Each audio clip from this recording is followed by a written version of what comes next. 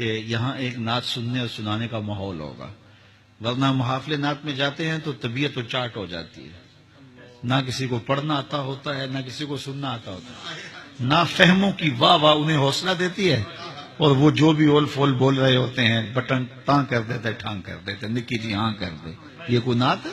بازاری لفظ بولے جا رہے ہیں۔ یہاں تو زباں ہو محو توصیف و ثنا تو نعت کہتا ہوں، بنے جب دھڑکنے صلی اللہ تو نعت کہتا ہوں۔ یہ تو معمولی بات تو نہیں ہے۔ عرفی مشتا بھی رہے نعت است نہ صحرا، عرفی کہتا ہے یوں ہی نہ چل پڑنا نظر اٹھا کے، یہ کوئی صحرا نہیں ہے، یہاں قدم قدم پہ ہٹاتے ہیں، لے سانس بھی آہستہ کے دربار نبی ہے۔ تو بڑی نازک اور حساس بارگاہ ہے، یہاں تو لب کھولنے سے پہلے لفظ کھولنے پڑتے ہیں۔ اللہ اکبر۔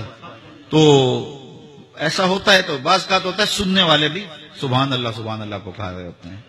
ہے تو لطیفہ ہی، لیکن بات آگے اس سے بہت کچھ سمجھ میں آئے گا۔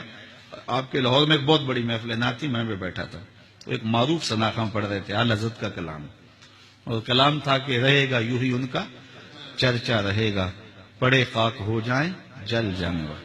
تو ایک اور معروف سناخواں اٹھے اور ان کے کان میں کہا کہ اس کو یوں پڑھو، بڑھے گا یوں ہی ان کا چرچا بڑھے گا۔ تو انہیں یوں پڑھنا شروع کر دے، جتنے بھی مجلس تھی سارے جھومنے لگے۔ تو ایک صاحب میرے ساتھ بیٹھے تھے، انہوں نے مجھے دیکھا کہ ان کو جنبش نہیں ہوئی، پتہ نہیں سمجھ نہیں آئی، تو وہ میری طرف منہ کر کے کہنے لگے کہ مولانا کیسا ہے؟ میں نے کہا بندہ اعلی حضرت سے سیانا لگتا ہے، کہ اعلی حضرت نے کہا رہے گا یوں ہی ان کا چرچا رہے گا، اور اس نے کہہ دیا بڑھے گا، حالانکہ چرچا بڑھنا یہ اردو میں ہے ہی نہیں، اردو میں کوئی روزمرہ ہی نہیں ہے، کوئی محاورہ ہی نہیں ہے۔ چرچا ہونا، چرچا کرنا، چرچا رہنا، یہ تین ہی باتیں ہیں۔ اور وہ داد دے رہا ہے اور نافہم کہہ رہا ہے سبحان اللہ ماشاءاللہ کمال کر دی۔ تو وہ کہنے لگا کہ جناب آپ نے غور نہیں کیا؟ میں کہ بندہ سیانا لگتا ہے حضرت سے۔ تو یہ جب نافہم ہو تو پھر بڑا مشکل ہو جاتا ہے۔ تو وہ ایسی ایک محفل نعت تھی، تو کسی نے وہ پڑھ دیا کہ وہ اپنا مقدمہ کیسے ہار سکتا ہے جس کے حضور وکیل ہوں۔ تو سب نے کہا سبحان اللہ۔ میں نے کہا یہاں وکیل ایڈوکیٹ کے معنی میں بن رہا ہے، کیونکہ مقدمے کی بات چلی نا، وکیل نگہبان کے معنی میں بھی آتا ہے، تو اس میں انکار نہیں ہے، اور یہ حضور کے اسماء میں سے ہے۔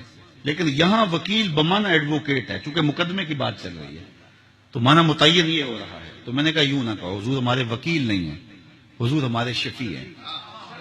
وکیل اور شفیع میں فرق ہوتا ہے۔ وکیل جج کو کہتا ہے صاحب میرے موکل نے یہ جرم نہیں کیا لہذا چھوڑا جائے، جرم ثابت ہو تو پھر سزا پکی ہے۔ وکیل کہتا ہے میرے موکل نے یہ جرم نہیں کیا لہذا چھوڑا جائے، شفیع کہتا ہے سب کچھ کیا ہے میرا آنا دیکھا جائے۔ حضور وکالت نہیں کریں گے، شفاعت کریں گے، حضور وکالت نہیں کریں گے۔